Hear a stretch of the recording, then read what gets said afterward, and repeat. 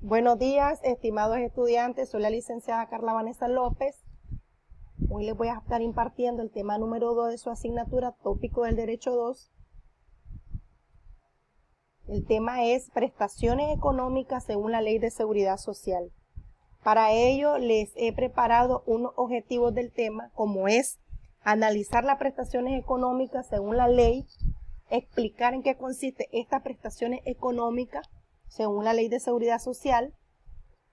Dice que en caso de muerte del asegurado, el instituto concederá las siguientes prestaciones económicas: subsidio adecuado para cubrir los gastos del funeral, pensión a la viuda o viudo, compañero o compañera en unión de hecho estable, de acuerdo a la normativa que establezca el consejo directivo, pues no solo aquí están los que son casados, sino también los que están en unión de hecho estable y que están conforme a lo que dicta la Constitución política, que llevan más de 5 años de unión de hecho estable sin necesidad de ser casados.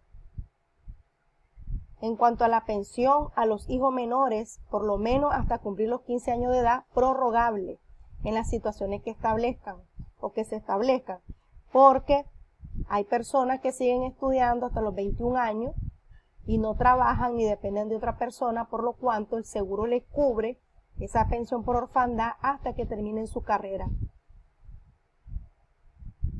Los hijos inválidos gozarán de pensión mientras dure su invalidez, y si esta invalidez para toda la vida, pues toda la vida gozarán de este beneficio. Pensión a otra persona que vivan a su cargo en el mismo núcleo familiar. Vamos a hablar un poco sobre lo que es el riesgo laboral. Dice que dentro del riesgo laboral es toda situación presente en el ambiente laboral con la posibilidad de que un trabajador sufra determinado daño derivado de las labores que ejecuta. Como consecuencia de los riesgos del ambiente laboral están los accidentes laborales y las enfermedades profesionales. Pueden surgir estos dos tipos. Los accidentes laborales pueden ser en el trayecto de tu casa al trabajo y del trabajo a tu casa. Las enfermedades profesionales pueden surgir del desempeño que vos hagas, de tu trabajo que realices.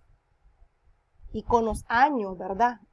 Y con el ejercicio diario que estás ejerciendo, podrás sufrir una enfermedad profesional.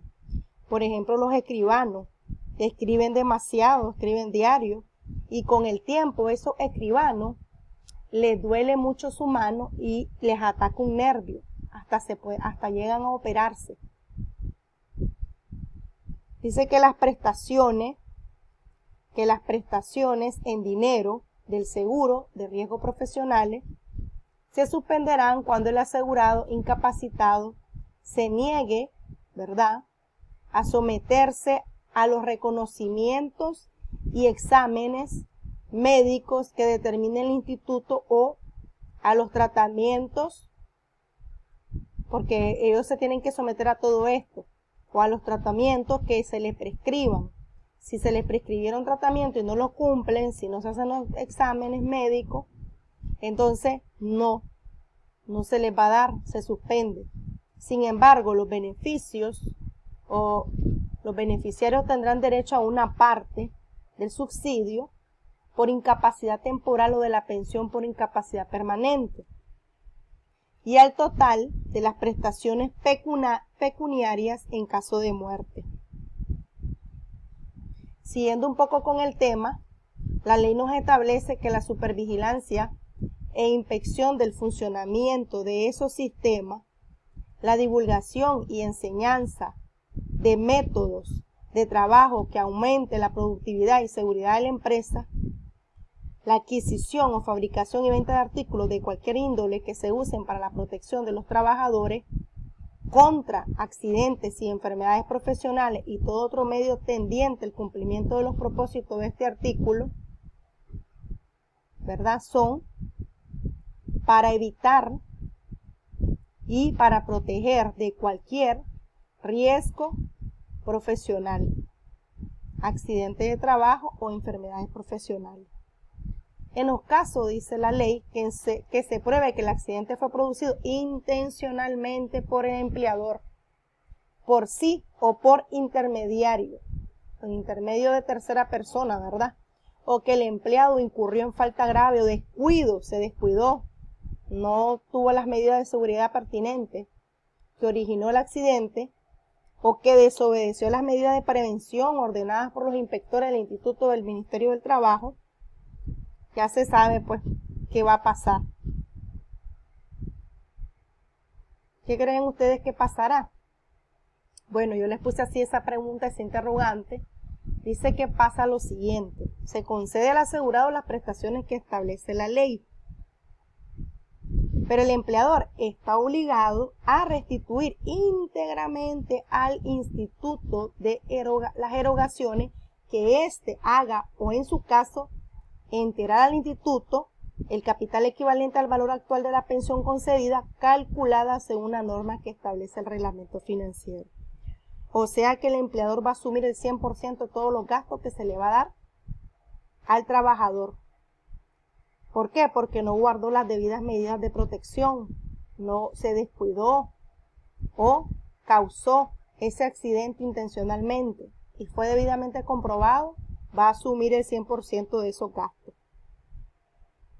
Ahora bien, las obligaciones impuestas a los empleadores en la legislación laboral se entenderá cumplidas en lo que se refiere a las prestaciones médicas y en dinero que señale la ley mediante el pago de las cuotas de este régimen del seguro por el empleador, y la afiliación de sus trabajadores en los demás.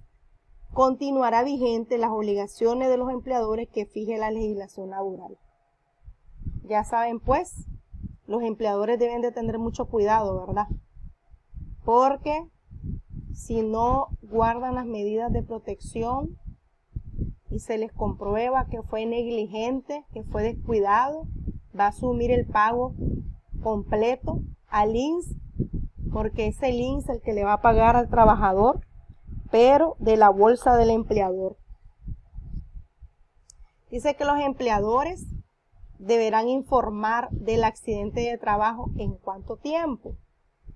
A más tardar, óiganlo bien, a más tardar dentro de 48 horas, que son 2 días, de haber ocurrido en la forma y dentro de los plazos que señala la normativa. ¿En qué forma ocurrió el accidente? ¿Cuándo ocurrió? ¿Cómo ocurrió?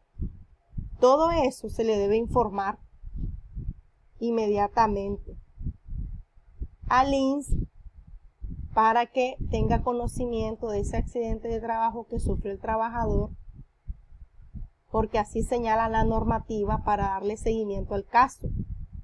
¿Qué pasa si no cumple con informar el empleador el accidente de trabajo de ese trabajador a su cargo, a su responsabilidad? ¿Qué ocurre? Aquí les pongo un interrogante.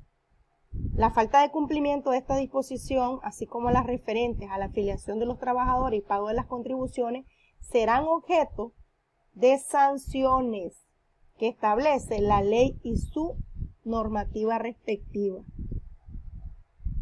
Serán sancionados. Esto va de multas económicas hasta puede ver el cierre de su local, de su negocio, de su empresa y muchas otras cosas más.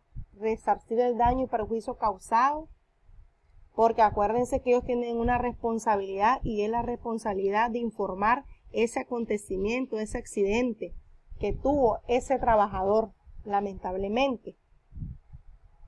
Siguiendo con el tema, las prestaciones del seguro de riesgos profesionales se financiarán exclusivamente a cargo, ¿verdad?, de la contribución de los empleadores. Con eso se va a financiar, con el cargo de la contribución de los empleadores que enteran al INSS.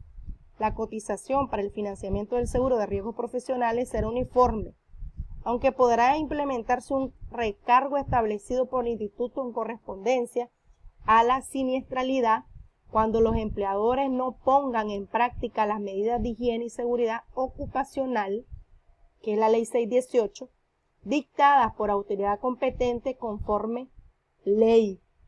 Tenemos que practicar esas medidas de higiene y seguridad.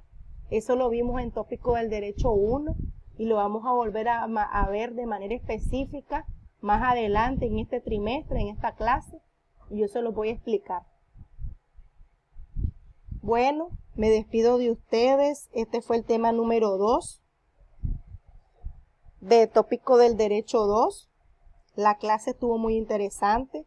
Los invito a que la escuchen con calma, hagan sus respectivas anotaciones para dudas, para debatir en Zoom, que lo ponemos la videoconferencia semanalmente.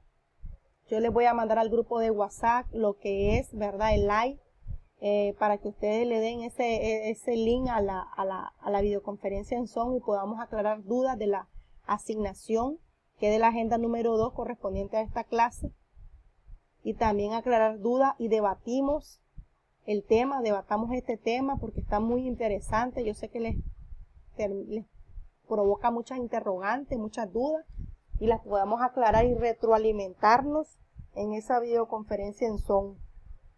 Les agradezco, ¿verdad?, el haber estado aquí y les comparto, ¿verdad?, esta clase explicativa, narrativa, para su debida comprensión y escucha. Los espero en la clase número 3 la próxima semana.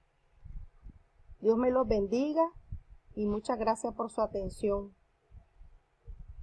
Se despide de usted la licenciada Carla López.